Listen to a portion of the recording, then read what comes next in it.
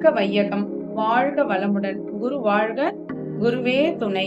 குரு வணக்கம்.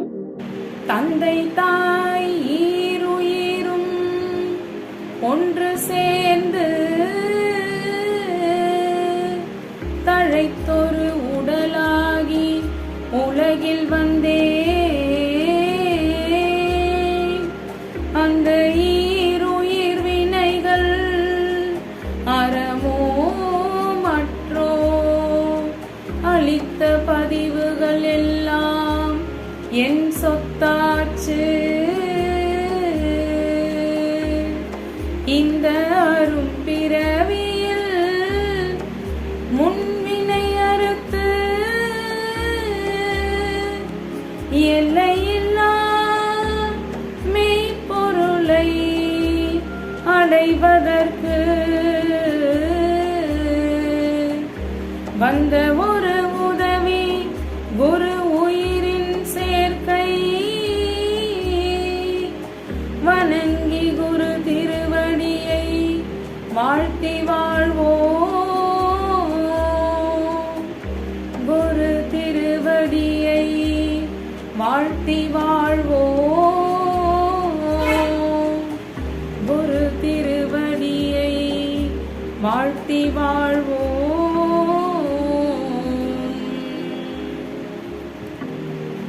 அன்பர்கள் அனைவருக்கும் இனிய காலை வணக்கம் மற்றும் வாழ்க வளமுடன் என்ற வாழ்த்துக்களோடு நாளொரு நற்சிந்தனையாக பிப்ரவரி 6 என் வீடு என்ற தலைப்பில் அருட்தந்தை அவர்கள் சிந்தனை அளிக்க உள்ளார். மெய்விளக்கம் என்பது மனிதனுக்கு ஒரு முழுமையான மனமாற்றம், டிரான்சென்டென்டல் ஸ்டேட் ஆஃப் கான்சியஸ்னஸ் ஆகும். மெய்ப்பொருளை பற்றி இன்னது என விளங்கிக் கொண்டால் மட்டும் போதாது. நான் பிரம்மம், நானே பிரம்மம் என்று பிறர் காதுக்கு எட்டுமாறு கூறிக்கொண்டே இருப்பதும் இவ்வாக்கியங்களையே மந்திரமாக ஜபித்துக் கொண்டிருப்பதோ மட்டும் போதா.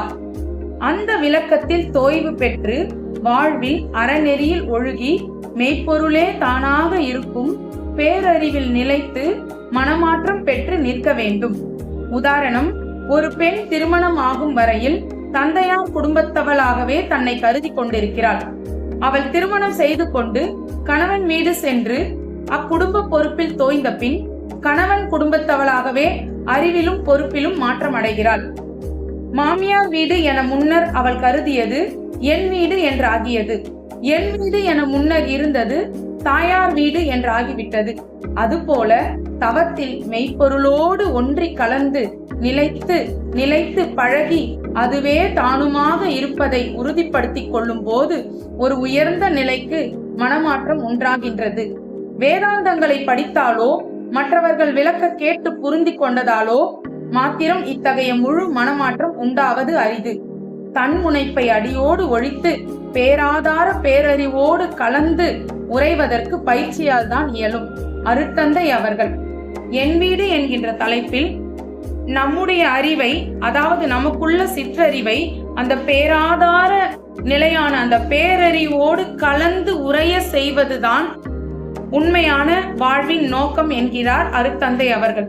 அதாவது பாலிலே ஒரு துளி தயிரை தோயவிட்டு சிறிது நேரம் கழித்து பார்த்தால் அது நன்கு உறைந்து தயிராக மாறி இருக்கும். அதுபோல் நம்முடைய அறிவை அந்த பேராதார பேரறிவோடு ஒன்று கலந்து தோய விடுவதுதான் உண்மையான வீடு பேறு என்கிறார் மகரிஷி அவர்கள். எனவே அருட்தந்தை அவர்கள் அருளிய இந்த தவ பயிற்சிகளை எல்லாம் முறையாக மேற்கொண்டு நாமும் அந்த பேராதார பேரறிவோடு ஒன்று கலந்து இப்பிறவியின் பயனை நல்குவோம் என கூறி வாய்ப்பளித்த அறக்கட்டளைக்கு நன்றி கூறி விடைபெறுகிறேன். நன்றி.